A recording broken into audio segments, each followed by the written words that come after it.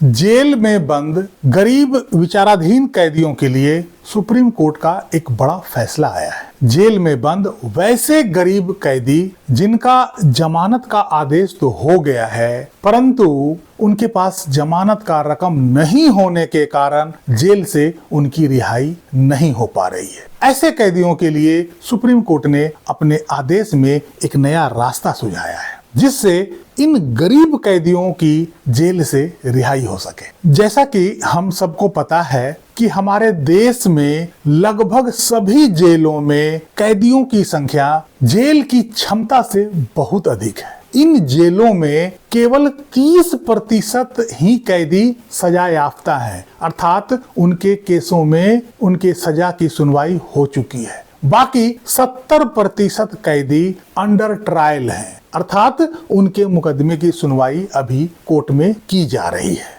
Jail के अंदर मुख्यतः 3 तरह के कैदी हैं। एक तरह के वो कैदी जिनको की कोर्ट से सजा सुनाई जा चुकी है, उनका मुकदमा समाप्त हो गया है और वो जेल में सजा काट रहे हैं। दूसरे प्रकार के वो कैदी हैं जिनका मुकदमा अभी कोर्ट में चल रहा है, लेकिन उनके केस में उनकी जमानत नहीं हुई है। तीसरे प्रकार के वो कैदी हैं जिनका भी मुकदमा कोर्ट में तो चल रहा है, लेकिन कोर्ट उनको जमानत दे चुकी है, फिर भी वो जेल के अंदर पड़े हुए हैं क्योंकि उनके पास जमानत राशि कोर्ट में जमा करने के लिए नहीं है। ऐसे कैदियों की भी भारी संख्या जेल के अंदर है। ऐसे कैदी अभी भी जेल के अंदर पड़े हैं क्योंकि वो अपना जमानत राशि चुका पाने में असमर्थ हैं। इस कारण से जेल से उनकी रिहाई नहीं हो पा रही है। उन कैदियों के लिए जो छोटे मोटे अपराध में बंद हैं, उनकी जमानत हो चुकी है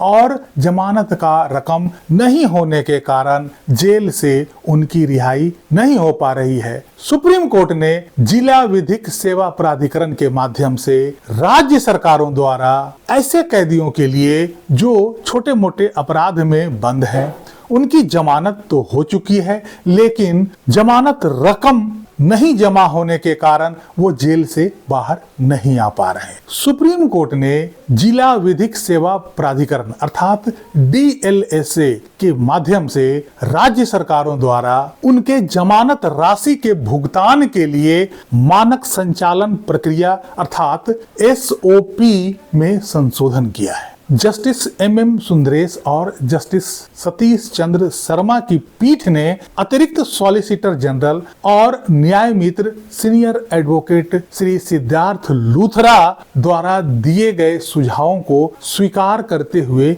एक आदेश पारित किया। पीठ ने SOP में संशोधन करते हुए कहा कि यदि गरीब विचाराधीन कैदी अपने जमानत रकम जमा करने में असमर्थ है तो DLSA उसकी ओर से जमानत राशि भर सकेगी। DLSA अधिकतम 1 लाख रुपए तक की जमानत राशि के रूप में दे सकेगी। अर्थात ऐसे कैदियों के लिए अब सरकार द्वारा महत्वपूर्ण कदम उठाया जा रहा है कि उनके जमानत राशि अब सरकार DLSA के माध्यम से जमा कर पाएगी और उन्हें जेल से रिहा किया जाएगा। कोर्ट ने कहा कि एक समिति का गठन किया जाएगा जिसमें जिला मजिस्ट्रेट द्वारा नामित एक व्यक्ति, DLSA के सचिव, पुलिस अधीक्षक, संबंधित जेल अधीक्षक और संबंधित जेल प्रभारी जज भी शामिल होंगे। हालांकि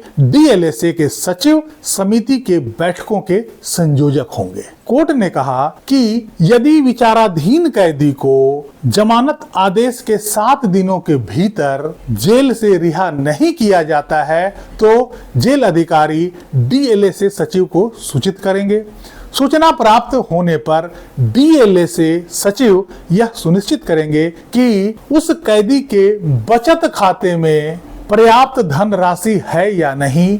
इसके बाद समिति DLSA की सिफारिश पर उचित विचार करके जमानत के लिए धनराशि जारी करने का निर्देश देगी। समिति प्रत्येक माह के पहले और तीसरे सोमवार को बैठक किया करेगी, डीएलएसए के सुझावों पर विचार करेगी और गरीब कैदियों की सहायता योजना के तहत चिन्हित विचाराधीन कैदियों को इस योजना का लाभ दिया जाएगा। सुप्रीम कोर्ट ने कहा कि यदि कैदी को बरी या दोषी ठहराया जाता है तो ट्रायल कोर्ट उचित आदेश पारित करेगा ताकि जमानत की यह धनराशि जो सरकार द्वारा दी जा रही है वो सरकार के खाते में वापस आ सके।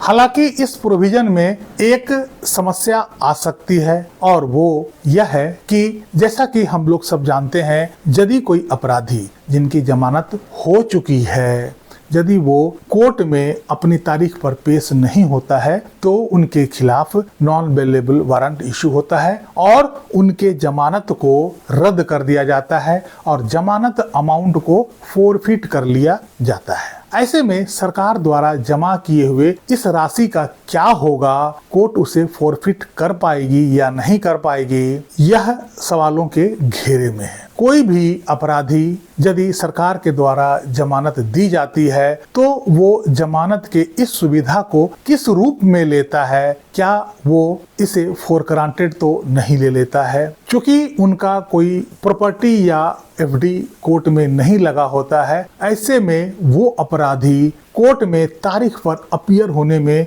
कितना सिंसियरिटी दिखाता है यह तो भविष्य ही बताएगा। हालांकि गरीबों के लिए उठाया जाने वाला यह एक महत्वपूर्ण कदम होगा। इससे बहुत सारे गरीबों का भला हो पाएगा। और वैसे गरीब विचाराधीन कैदी जो जमानत आदेश के बावजूद भी जेल में यूं ही पड़े रहते हैं, उनके लिए बहुत बड़ी राहत की खबर है। बहरहाल इस अंक में यहीं तक। कैसी लगी जानकारी कमेंट करके जरूर बताइएगा। वीडियो को लाइक कीजिएगा, चैनल को सब्सक्राइब कीजिएगा। मिलते हैं अगले अंक में, तब तक के लिए जय हिंद, वंदे मातरम।